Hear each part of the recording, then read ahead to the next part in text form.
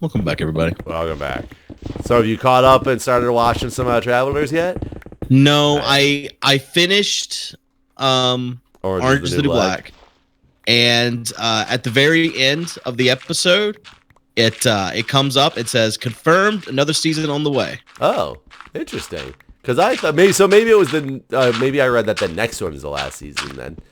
It might be the way they ended this season. 100% thought you were right. Like as it ended, I was like, oh yeah, this is definitely the last season. There's no question in my mind. Like they've wrapped up all the storylines and like nice little bow on everything. Well, maybe it's over. Maybe I did read an article right, and they changed their mind because it got popular again or something, and they wrapped it up and then unwrapped it because it's possible. Because I mean, the way it ended totally could have been the last season. It was done.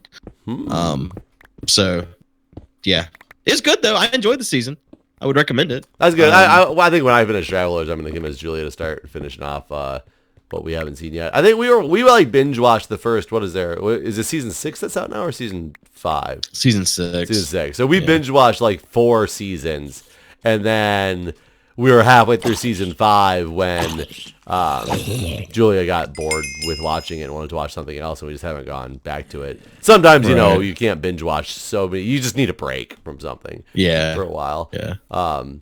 But, so I'm like an episode and a half into Travelers, and I'll tell you, I'm curious what your thoughts are going to be when... So you know what? Actually, now that I say that, I did start it up last night after I finished Orange is the New Black, but I think I watched 5 minutes of it. I watched the recap and maybe 5 minutes. I don't even remember what I saw, to be honest. Yeah, I'm curious what you're gonna say when you see like where I'm at so far, just how they're working with the what happened at the end of season 2. But more news about that, as I had a lot of people that were determined that you were absolutely right, that you're the one who introduced me to Travelers. And oh, really? I told them to prove it. And they came back and actually were like, you know what? I just found where you asked Guude if he'd ever seen it because you just started watching it and you thought it was really good. And he was like, oh, yeah, I've seen that show.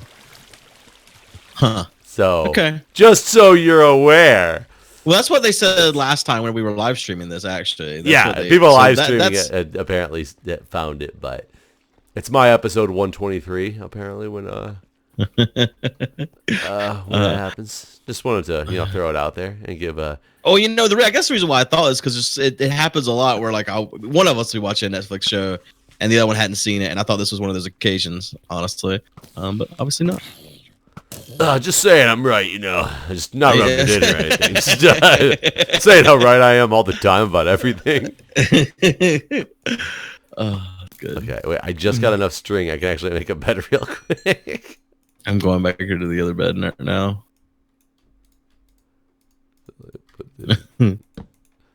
So I competed in a PUBG tournament today. I'm an esports boy now. Different one than yesterday or Tuesday? No, Tuesday was the Magic the Gathering tournament, which was my first time being in esports. And today I was in esports again. But today it was for charity, actually. And me and Cone Dodger, we won $3,500 for our charity. Nice. Are you in bed by chance? I'm getting there. I'll be in just a second. I hear a slime bouncing around. I don't know what happens if a slime attacks you when you're in bed. Didn't have to find out. Pounces on your head. Yeah. $3,500 for charity, huh? Yeah, it was real good. I was super fucking nervous. But you know what? I think I was more nervous for the one that was for actual money, the Magic one, than this one, just because it was like, well, it's for charity. I hope I win money for charity, but if I don't, like, it's not like, man, I really needed that money sort of thing. I don't know. I mean, true, but it's kind of funny that you would be nervous playing one day because you really needed that money, and then the next day play something for charity and be like, woohoo, won money for charity. I guess it's one of those things where it's like, either way, going into this, I'm not going to have any more money than I have right now going out of it, sort of thing. Right. There's nothing on the line for you. Yeah. I mean, I think that's why a lot of those, those TV shows, watch them. And I like them a lot better when they do the celebrity, like, cook-offs on certain TV shows, and therefore, charities that everybody's playing for a charity. I think it makes them have a lot more fun with it because Yeah. and the charities, but the charities probably get pissed off because they take a lot more risks than they otherwise would. Right, like you could have fucking won so much more if you hadn't. In fact, today, 2 of the rounds, like some of like the more professional PUBG players, were playing, and they were doing like silly shit, like on the more cowboy-esque map. They like turned on Snapchat filter things in their stream and had on cowboy hats, and they were only playing with Winchesters or whatever. So they're only using like this shitty Winchester gun because it's the cowboy map. Which is something they would never have done if they were playing for their own money. Right, exactly. Meanwhile, though, they fucking finished the top 2. So that's just how good they are at the damn game. But then even once they got to the final 2, they them and the other person that was in the final 2 with them, they didn't like shoot it out. They pulled out their pans and did like a pan fight. So like those are sort of things that would never happen if your actual money was on the line. Right. But I guess it's more fun. It's more entertaining, at least for the people at home. Yeah, except for the guy who lost or got second place or whatever. You do wonder if their charity's going, but you could like you lost us $50,000 because you wanted to play with a pen. Yeah. Right. Honestly, those charities probably, for the most part, have no idea. They probably just get this check in and they're like, "Oh, awesome! This person got us some money." Like they don't know about gaming and. Unless it's a specific charity about gaming. Yeah. Well, some of them are. I mean, Direct Relief was one of the ones. That's what Kurt raises his money for. Direct Relief? Yeah, Kurt. I didn't know this either until today. I guess I don't watch enough Far Lines or Bus, but Kurt stopped raising money for Child's Play. He raises money for Direct Relief now. Yeah, I had no idea that was the case. I wonder. Wow. I wonder why or what Child's Play thought of that. I don't know. Child's Play probably didn't like that. If I had to guess, I've never even heard of Direct Relief. Is it MC similar Gamer works concept? for Direct Relief, actually. No, they raise money for impoverished people that need help. Oh, so I mean, I guess this sounds bad because it's the children. But I mean, maybe if Kurt wanted to branch out from just being raising money for children and wanted to like help out different groups of people, you have to branch away from Child's Play then because their goal is and he's still helping kids. There's poor families with kids. Yeah, but he's helping the whole family now instead of just the children. Right. Essentially. Yeah. Granted, when you help a child, I'm sure you're helping the entire family. Like I'm not. I mean, a lot changed with Child's Play over the last few years too. So I don't know if that had anything to do with it, but like the people that work there and stuff moved on with their lives and things. So I mean, that might be a part of the reason. I don't know. I know, like I said, MC Gamer works for Direct Relief, like he's employed by them. So I don't know if that had anything to do with it either. I tried to get Extra Life added to the list today for the tournament thing, but there wasn't time to get it in time. So we had to choose from like six possible charities or whatever. Can you imagine if you like one of these charities? Think about it like this: and maybe they've done it before. Maybe there's been people that I don't know if other charities try to reach out to you after the stuff that you've done for Extra Life to see if you'll work for them instead. Do what now? You broke up during the middle of that. Has any other charity like reached out to you and asked if you would like switch away from Extra Life? So yes, that has happened. So imagine like, and granted, it's a big group and you're raising like massive amounts of money, but how cool of a feeling is it to think that somewhere, sometime, these organizations have meetings about you? And like how can we get them? Yeah, you have nothing to do with these organizations, but there's people talking about you. Full meetings about Guude and MindCrack. Yeah, that's kind of weird when you think about it. I mean, like Zeldathon, especially, like I'm sure that's happened a lot in terms of MC Gamer and Zeldathon. I mean, in MC Gamer's case, like Zeldathon is directly tied to him. Even it's not even like they don't stream on like twitch.tv/Zeldathon or whatever. It's twitch.tv/MC Gamer. Still, so like in his yeah. Oh, I didn't realize. At least last time I looked, it was. I just didn't realize that because he's only doesn't he not own? Wait, I don't remember how that worked. He's employed by them now. By Direct Relief, yeah. By Direct Relief, he's not like the sole owner because they own Zeldathon. No, he still is Zeldathon. Oh, I don't know why. Maybe I didn't understand when he got his job. I thought he had like kind of sold Zeldathon, but sold it in a way that let him still run it from, but he's running it from within the business, like as a part of the business. No, Zeldathon's still its own thing. Interesting. So yeah, he probably has more resources now to help Zeldathon because of his involvement with Direct Relief, I would imagine. I'm sure there's been many meetings where they've been talking about MC Gamer then and Zeldathon. Yeah. Because like as far as I know, I mean I could be wrong here, but as far as I know, he still switches the charity that Zeldathon raises money for every time. So like unlike the Minecraft Marathon where we're always Extra Life, like he's done like St. Jude and just Direct Relief. There's so many I couldn't name them all that because they switch every time. And they do more than one a year, right? I think so. Is it pretty two, sure. Is it 2 major ones a year? I don't remember either. It might be even more than that, honestly. It seems like every time Zeldathon ends, there's another one on the horizon. So they might do like 4 a year even. I don't really know.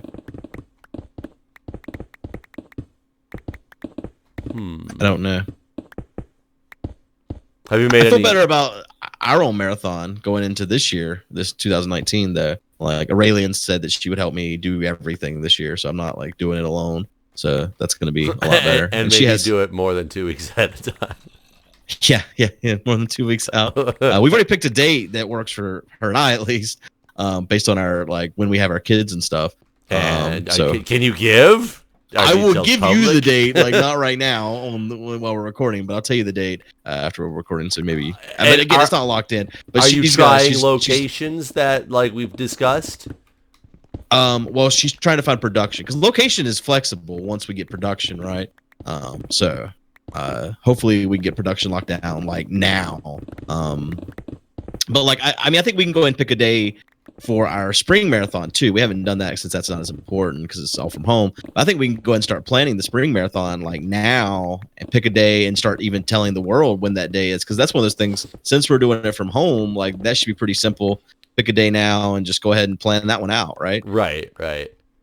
So yeah, with that one I was thinking we should do it like right before Extra Life United or right after, basically.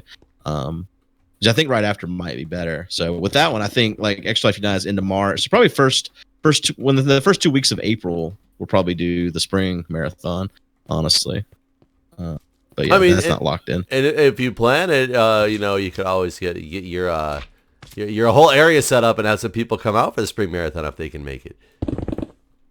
I mean, whether or not the office is the spot that this happens at, who knows? I don't know. The logistics involved in that is really hard, but I mean, it would be not for the spring marathon though, because you wouldn't be doing the whole thing. It wouldn't be a big production event, but you could have like a couple people come out if they were able to.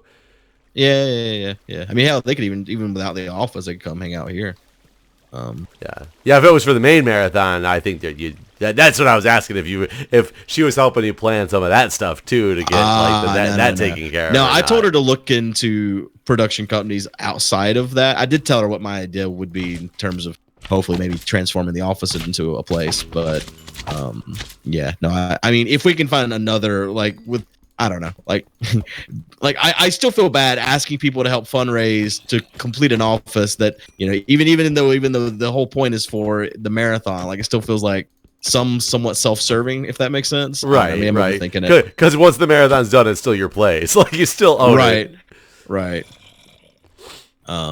So, but I mean, it would be fantastic if we did just own a place at the marathon. If I won the lottery tomorrow, that's the first thing I would do is set that up so that marathon was secure in a location here, and this is where we did it every time. I mean, maybe what you could do is just start a production company based out of the office. Then we're all set. I mean, I really do think that if we were a charity ourselves, not that we would change where we raise money for like Extra Life, but then where people could donate and it'd be tax deductible, all those sort of things. We could do a charity production company, so to speak. So anyone in this area at least could come and do events at that space for charity. It wouldn't have to be Extra Life, any charity. So I mean, I think that there is a need for that sort of thing.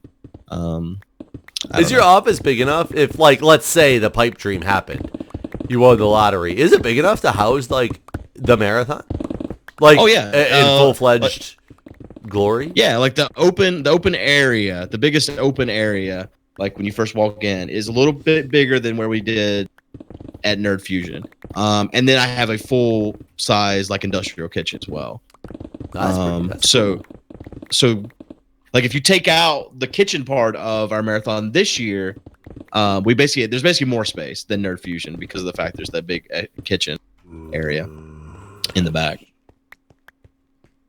Interesting. Yeah, whenever you talk about office, I guess I picture it like a home office, but I realize it was like an industrial office, right?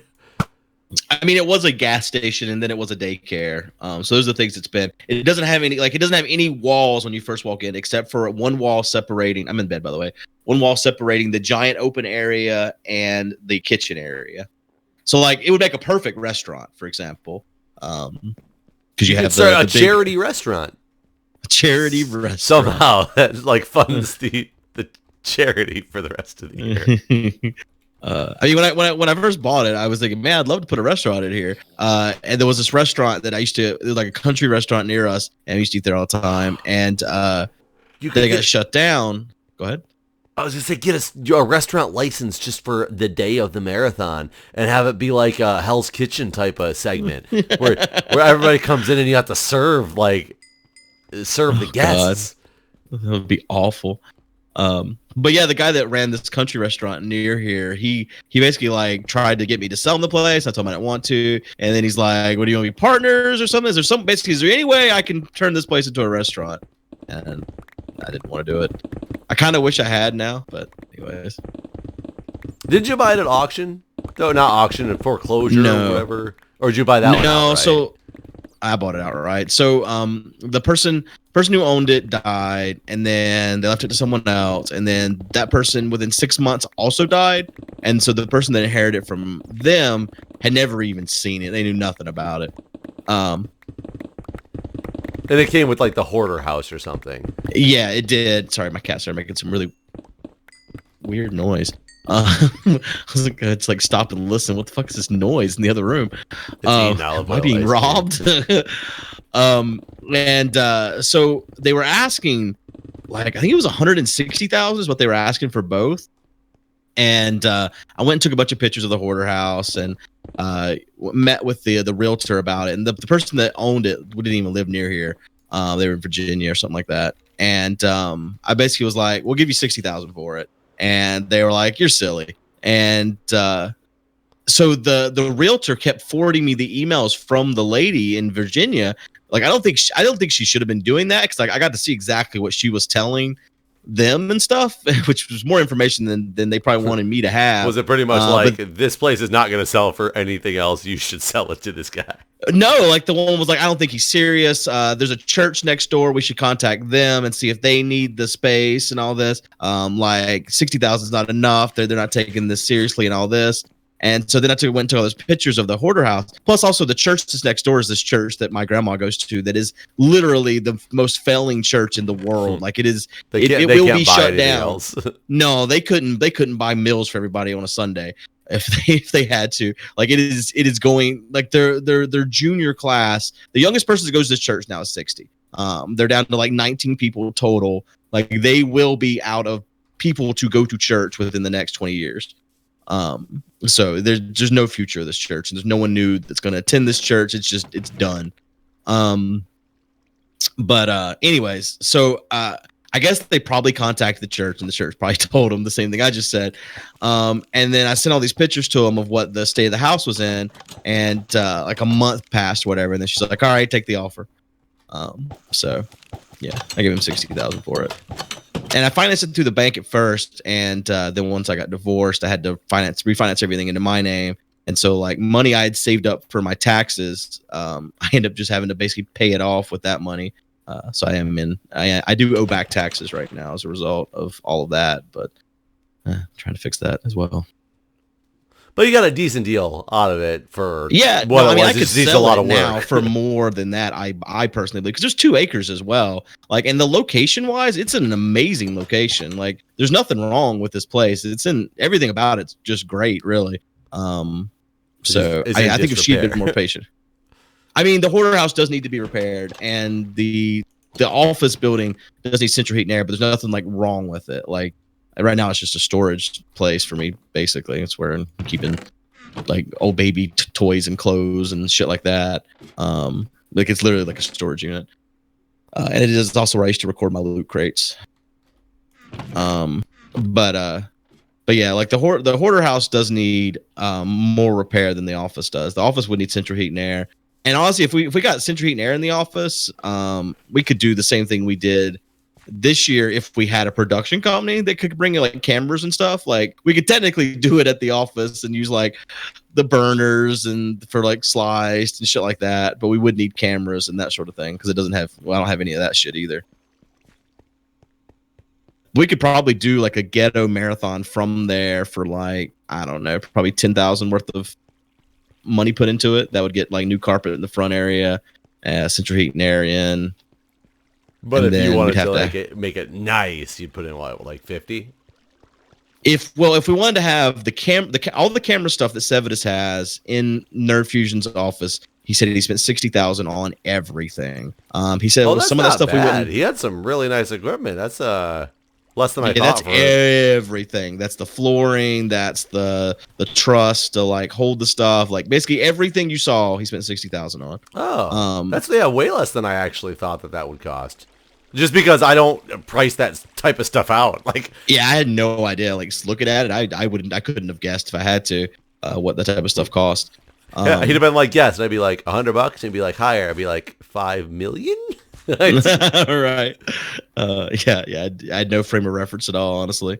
So yeah, I mean, we could I think for $100,000 we could have a fantastic place that includes because like the kitchen is a kitchen area, but it doesn't have any appliances, for example. So what I'd probably want to do, it has like one giant island where it's kind of meant for like cooking and then like serving it like if it was a restaurant. Basically, it's how that kitchen's framed out currently. What I'd probably want to do is rip that island out and make 4 smaller islands.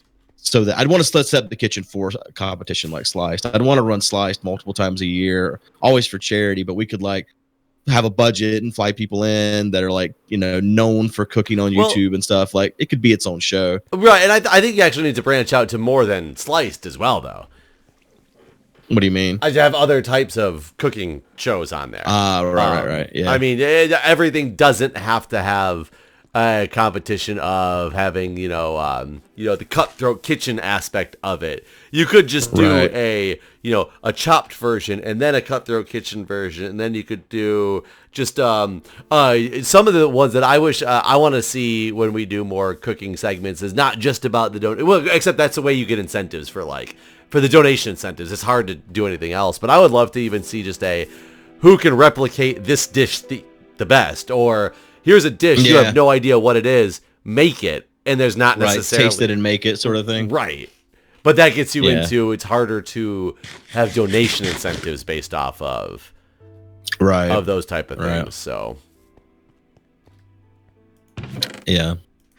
Yeah, I would love to do a thing where, like, a month in advance, we announce who's going to be at a thing and start raising money for it ahead of time, like Sliced or whatever. And then, I mean, again, this is I'm just talking about Sliced because that's the only one we've worked out details on how to get donations for. But it'd be really cool to say like, all right, whatever YouTuber that does cooking show thing will be here, and this is what we're doing, and blah blah blah. Do you have a pick that's almost dead? I'm ending one. Yeah. Because I'm going to the nether. But yeah, I think people would be, I don't know. I feel like people would be into this sort of thing. I mean, I agree that they would. I wouldn't want to start trying to raise money for it and then like only raise a small portion, and then what do I do? Like, what do I do with this money? I don't know. I guess I have doubts about this, so I don't want to do it wrong. But I would like to do a fundraiser and try to raise money to have a permanent place for our marathon. I mean, you could always set up a GoFundMe page and just let it build. That's true. Yeah. Well, GoFundMe is one of those ones where you get the money regardless it's not like Kickstarter. Like GoFundMe, the thing is, hell, I wouldn't even want to use a site like GoFundMe or anything because I wouldn't want them taking the 10 or 20% that they take. Yeah, that's kind of a lot of money to be taking from people. Did you hear about the current GoFundMe that Trump supporters are running? No. The border wall? Is it? Yeah. Yeah, I did hear. That is the one. Did hear about that. That's right. I am actually curious to find out what's going to happen. Like, all of a sudden, he reneged on his statement that he wasn't going to. He was going to sign the temporary bill, and then out of nowhere, he was like, you know what? Never mind. I'm not going to sign it. I will let the government shut down tomorrow. Yeah. So curious to see what's going to happen coming up soon. Since the government shutdown is supposed to happen tomorrow, in theory. I mean, this is what winning's like, Jeff. Don't you remember we're gonna get tired of winning? You tired of it yet? Yes, tired of winning or winning in general. Oh God! I was curious. Out in DC, gotta remember, being where I'm at, it's kind of a different type of deal when the government shuts down. How? Talk about that. Like, what do you mean? I mean, government shut down 4 years ago or 5 years ago. How long ago was it? For 6 weeks. Yeah. And not only did every bar around here have a furlough happy hour special until the furlough was over. Like, there was one place that had Dollar Stella, though I don't like Stellas, but Dollar Stellas for the entire time of the furlough, because it was to, help fund the government workers that couldn't go to work, even though they all got paid for it in the end. But that's a whole different story. Right. But traffic is shut down, then everyone just get paid anyways. Yeah. Wasn't it basically bullshit? Yes. That's exactly how most of the government shutdowns work, from what I understand. Is they'll retroactively put into the bill that gets passed the past time frame to still pay the government employees, which is ironic because you can't work without a budget, so they make them all not be able to work, and then they have a budget for them, a retroactive budget for them, so they get paid for not working. Which I have two different thoughts on that, and one is, this is the person's job. They had no choice and they weren't allowed to work. You can't just not pay somebody for 6 weeks. Like, they rely on this income. But at the same time, I'm like, we shut down because we didn't have enough money, but now you just paid 6 weeks of work for everybody to not work. Yeah. Yeah. So it doesn't really make much sense. Yeah, but I mean, that's the government, of course. It's, the way government is. Now that I'm in here, you think Ryuski's going to jump on the server? Yep. Here he comes. Watch me right when I get to the top of this thing. Ryuski joined the game and Pigmen just disappear. I came over here to farm at the farm, the glowstone farm, but I messed up. Made a mistake. Oh God! I had to fix What'd it. you do? So does Ryuski actually need to come in to fix it? No, this is a real thing, I think. But I placed some blocks, thinking that I would. I guess I can put a lever on top of it. That's so the mobs can't spawn them. I placed some blocks to get up here, and then I realized that by doing that, I made it where mobs can spawn here, and it's gonna mess up the whole thing, basically. But I think if I put a lever down, that'll fix the situation. I didn't have a pick to break the blocks because I gave my pick to you. Oh, there we go. Fixed. Yeah. I think I can log out up here today whenever we finish, so there'll be glowstone next time, so I can finish the rows for the farm. It is amazing how quickly this thing levels up these picks, though. Yeah. Yeah, I can't believe all the work we went into doing other things to try to repair those picks whenever that was there the whole time. Yeah, we just had no idea. Yeah. Well, we should probably finish this episode here. All right, guys. We'll see you next time. Thanks for watching. Bye.